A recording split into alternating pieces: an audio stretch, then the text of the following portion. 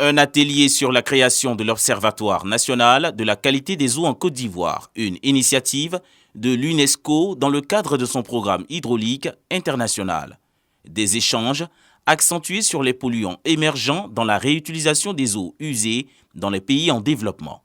Cela pour aider ces pays à renforcer leurs capacités scientifiques, techniques et politiques en vue de gérer les risques sanitaires et environnementaux. Nous avons décidé de nous intéresser aux polluants émergents, car les polluants émergents sont une véritable menace, une menace environnementale, ça c'est facile à comprendre, une menace sanitaire, mais également une menace économique, parce qu'en fait cela a des effets négatifs sur l'envie pour les investisseurs de venir ici et puis sur des problèmes de production. Une activité qui a réuni les partenaires de l'eau en Côte d'Ivoire, l'Université Nangui à Brogua, le ministère de l'Environnement et du Développement durable et celui de l'hydraulique.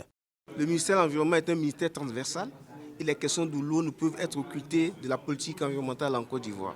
L'amélioration de la qualité de l'eau, la gestion des eaux usées, la création d'une norme identique sur la qualité des eaux sont les résultats attendus.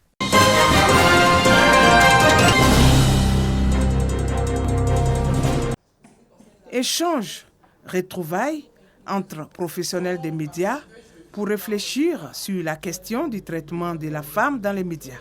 Cela à l'occasion de la première édition de la Journée nationale des femmes des médias et dans les médias, initiée par le réseau des femmes journalistes et des professionnels de la communication et l'organisation des femmes reporters photographes de Côte d'Ivoire. Nous sommes derrière les caméras, mais aujourd'hui, on nous donne l'occasion de nous mettre devant les caméras.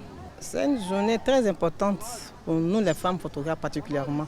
Il s'agit pour nous de réfléchir sur une problématique qui met elle-même en cause la question de l'équité dans la société, la question de la justice dans la société, parce que la manière dont les femmes sont traitées dans les médias peut être aussi le reflet de la manière dont la société elle-même traite les femmes. Partage d'expériences, panel de formation autour du thème « Femmes des médias et dans les médias ».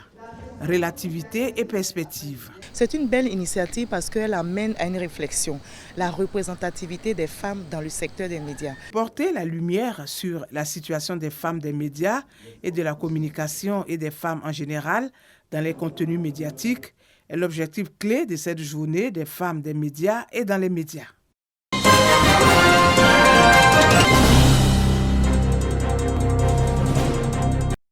Sous le regard des cèdres, une œuvre pour peindre la force des liens entre le pays de l'hospitalité, la Côte d'Ivoire, et celui des cèdres, le Liban.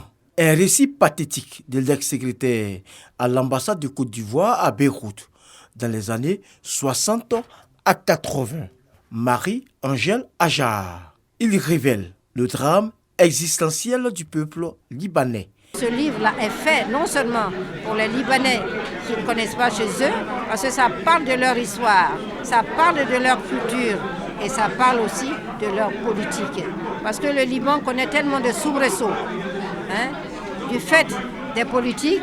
Touristiquement, en lisant ce livre, les gens seront tentés d'aller connaître le Liban. Sous le regard des cèdres est aussi un voyage, une virée dans l'histoire, particulièrement le conflit israélo-arabe. Une découverte en 215 pages. Un délice pour tout lecteur. Je ne connais pas le Liban, mais le livre m'a fait voyager au Liban.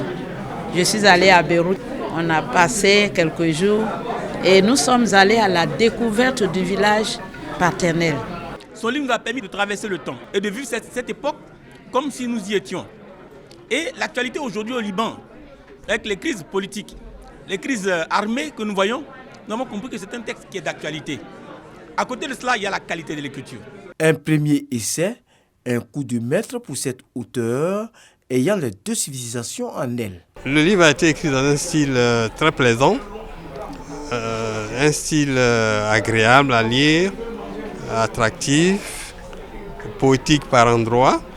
Et ce qui est remarquable, c'est que c'est un style que l'on ne rencontre pas ordinairement chez les écrivains débutants. Marie-Angèle Ajar est à la retraite depuis 1999.